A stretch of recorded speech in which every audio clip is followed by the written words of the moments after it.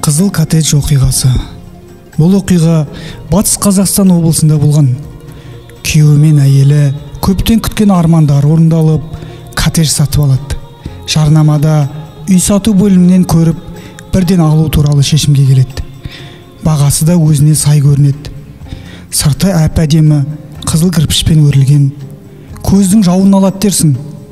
Ақыры үй иесімен келісіп, кілтті қолдарына алып, мәз болып, түнде ұйықтай алмай шығады. Таң лезде атып шығады. Түнімен я ыстығы көтеріліп, я бастырылып қалып, ұйқылары тыныш болмай, не керек сол келген күннен бастап жайсыздық сезіле бастайды. Бұл жайсыздықты бастапқыда үйренісе алмай, толқудың әсерінен деп ойлап жүреді. Арада бір апта өтті, басылар емес. Ер азаматы жұмысқа кеткенде жалғызсырап, көрінген заттан секем алуды шығара бастайды.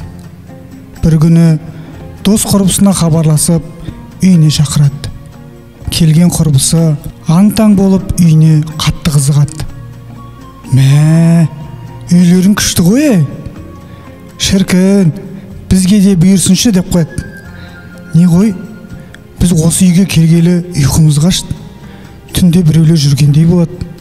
Бастырылып қалам. Ой, бастады. Қойш қайдағын айтпай. Новый үй всегда солай. Просто үйренгенше бәрінде солай. Жоқ, әлде мені үйден тезірек кетсін деп отырсын ба? Жоға, расымен мен түнде ұйықтай алмай, ұйықтау арман болды кәдімгідей. Ақшасы құрсыншы, үйді аларын алдық қой. Но түнгі тыныштық болмай тұр ғой.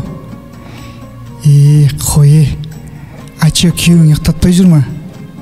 Ой, қойшай, қайдағы, ондайға уақытта жоқ үйде. Ұйқысы қанбаған адамның желаниясы болшы ма еді? Ачы, серьезно ма не? Конечно, серьезно. Сырымды кімге айтарымды білмей сені шақырдым ғой. Бір түнге мен қасымда қалшы, ертең таңертең үйіңе барарсың сосын. Бүгін күйеуім үйде жоқ, келмейді, іс сапармен кеткен. Жарайды онда, қонам, в чем проблема? Надо будет жатам. Қой, әйтеуір сонымен кешіп қарайып, түнде келді. Жарықтар азайып, тыныштық орнай бастады. Бір уақытта подругам айқайлап жатыр. Жолама! Құры! Құры албасты! Ей! Не болды деп жетіп бардым. Барсам, шашы алба-жұлба, көзі жұмылған күйі төсектен тұрып айқайлап жатыр.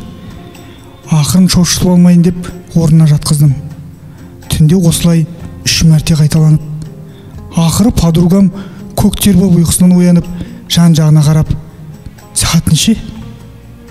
Түнгі 4:30. А не болып қалды? Мен срочно үйіме кетуім керек. Қайда?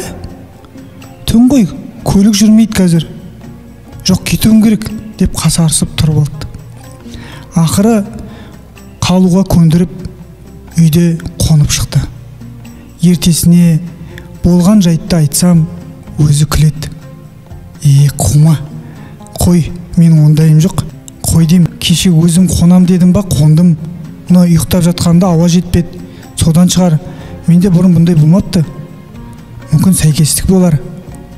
Ақыры не керек, подруга үйіне кетті. Кешке қарай күйеу келді. Үйдегі видеокамера бар екені шай ішіп отырғанда есіне түсті. Қарап шыққанда түрі боп-боз болып, заттарыңды тездетіп жина, біз кетуіміз керек деп, үйдегі барлық киімдерімізді алып шығып, кетіп квартираға шықтық. Кейін сұрағанында біз ол үйде жалғыз тұрмайды екенбіз. Әлде біреу бар болып шықты. Яғни адам емес анық, өйткені оны камерадан байқадым. Біз енді ол үйге бармайтын болдық. Кейін ол үйді қанша сатуға тырысқанымызбен өтуін өтіп, бірақ ақшаларын қайтарып алды. Ал үй сол күйі бос тұр.